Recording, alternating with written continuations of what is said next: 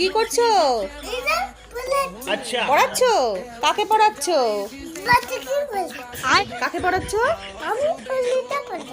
অলিকে পড়াচ্ছ? ও, এরা সব পড়তে বসেছে। আচ্ছা, এটা তোমার স্টুডেন্ট এগুলো? আচ্ছা, চশমাটা খুলে ফেললে কেন? বলো ওদের, বলো।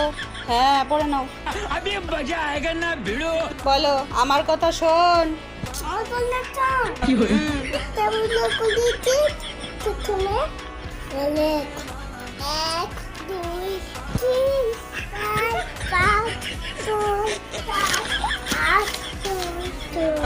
ও বাবা, এ স্যার কি পড়াচ্ছে?